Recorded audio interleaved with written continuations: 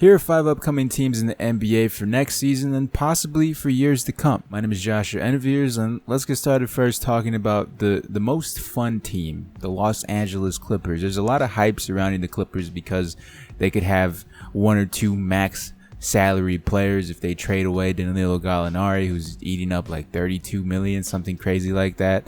A lot of people are speculating Kawhi Leonard's going to the Clippers, Jimmy Butler's going to the Clippers, Kyrie Irving, Kevin Durant, LeBron James going to get traded to the Clippers. You know, the Clippers are becoming the new Lakers in terms of everyone's going to the Clippers. And they have the space, they have the hard-working talent, and hopefully that's something that they're able to keep in the offseason. You know, guys like Patrick Beverley, Montrezl Harrell, all of those guys are gritty defenders that play with a lot of heart. So, in a weird turn of events, the Clippers are more attractive to free agents this offseason than the Lakers. Let's move from LA to Sacramento and talk about the Sacramento Kings up next.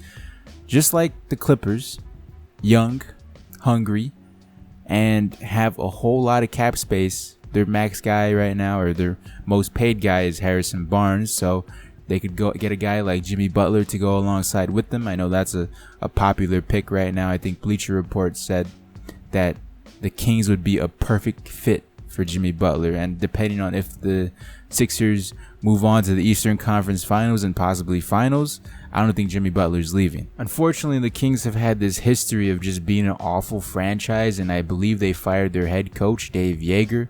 And ironically enough, they hired former Lakers coach Luke Walton like a few days after Luke Walton was fired for the job. I'm not sure if he's the right fit for the job, and I feel like the NBA is hyping up Luke Walton to be a decent coach when in reality he was just coaching the Golden State Warriors and had an amazing run because how talented they were.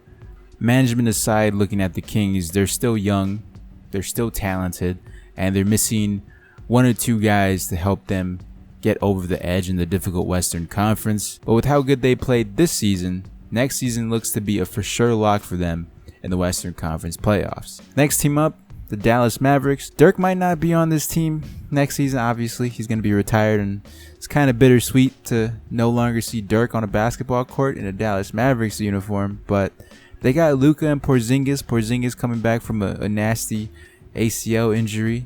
And they have cap space to sign a guy like Kemba Walker. A lot of people are projecting Kemba to go to Dallas, even though I personally won't say it's a good fit considering Kemba is a ball-dominant guard, and same thing with Luka. Luka is a ball-dominant player. Maybe Kemba could change his game around Luka and kind of become this weird version of LeBron and Kyrie, to a lesser extent, obviously, considering LeBron James is currently ahead of Luka and Kyrie's just a glorified Kemba. But if they don't get Kemba, they could obviously try to go for a center in Vucevic, maybe even Julius Randle. The possibilities in free agency for the Mavericks are endless, and it's going to be an interesting time post-Dirk era. Next, let's talk about the Brooklyn Nets, who had an interesting season. They surprised some people.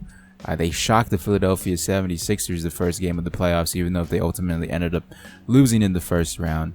Karis LeVert had a nasty injury. D'Angelo Russell stepped up for the Nets, became a first-time All-Star. You know, guys like Jared Allen, they're doing things right this time around instead of trading all of their young assets and picks for older players like Paul Pierce and KG. And I know it's kind of been the theme with all these videos.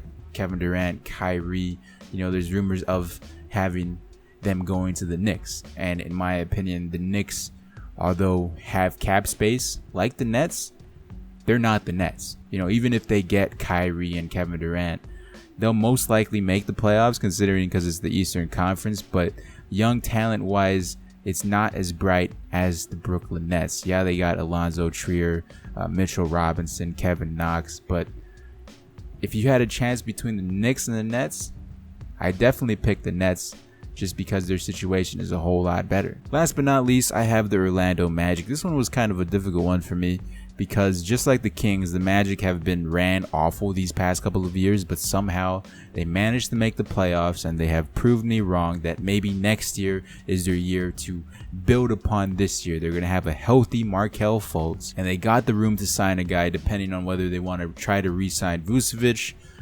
Terrence Ross, etc., etc. So they have not as much space as all these other teams I've mentioned, but they're young.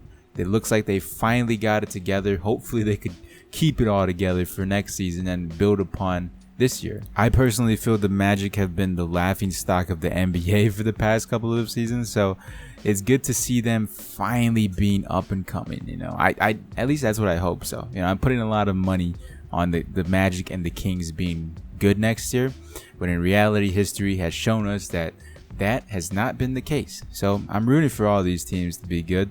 Let me know in the comment section below what teams you have being great next season, making the playoffs, or just improving and signing a big name free agent, or a free agent that can help them win more games. Leave a like, share the video around, click on these other videos, and I'll talk to you in the next one.